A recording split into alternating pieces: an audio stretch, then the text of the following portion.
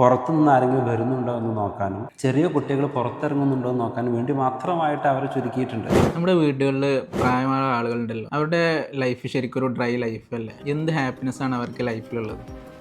ശരിക്കും നമ്മൾ അഡ്രസ്സ് ചെയ്യാതെ പോകുന്ന വിഭാഗം ആളുകളാണ് അവർ. ഒരു കുടുംബം കെട്ടിപ്പടുക്കുന്നതിലും ഒരു വീടിന് മേൽക്കൂര ഉണ്ടാക്കുന്നതിലും അവരുടെ ജീവിതം മുഴുവനും ശ്രമിച്ച് അവരുടെ മക്കളെ വളർത്തി പഠിപ്പിച്ച് വിവാഹം കഴിപ്പിച്ചു. അതിനുശേഷം കുട്ടികൾ അവരുടേതായ തിരക്കുമായിട്ട് പുറത്തുപോയി.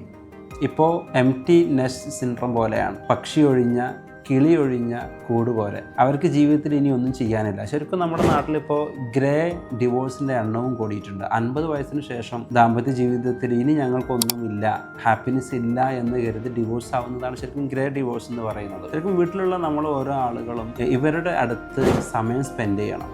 എന്താണ് അവരുടെ ആവശ്യങ്ങൾ, ആഗ്രഹങ്ങൾ, അതിനപ്പുറത്തേക്ക് അവരുമായിട്ട് അവരുടെ ഇമോഷൻസ് പങ്കുവെക്കാൻ, സംസാരിക്കാൻ ആളുണ്ടാവണം. ഇടയ്ക്കൊക്കെ അവരുമായിട്ട് നമുക്ക് പുറത്തു പോകാം. അവരെ കൂടി നമ്മുടെ ജീവിതത്തിൻ്റെ ഭാഗമാക്കണം. പല വീടുകളിലും സംഭവിക്കുന്നത് പൂമുഖത്തൊരു ചെയറിടും, പുറത്തു നിന്ന് ആരെങ്കിലും വരുന്നുണ്ടോ എന്ന് നോക്കാനും ചെറിയ കുട്ടികൾ പുറത്തിറങ്ങുന്നുണ്ടോ എന്ന് നോക്കാനും വേണ്ടി മാത്രമായിട്ട് അവരെ ചുരുക്കിയിട്ടുണ്ട്.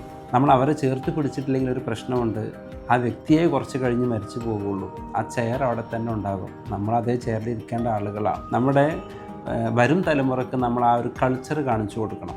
ആ ഒരു ഏജിലെത്തുമ്പോൾ എബവ് 50, എബവ് 60 എങ്ങനെയാണ് ട്രീറ്റ് ചെയ്യേണ്ടത് എന്ന് നമ്മൾ വേണം കാണിച്ചു കൊടുക്കണം.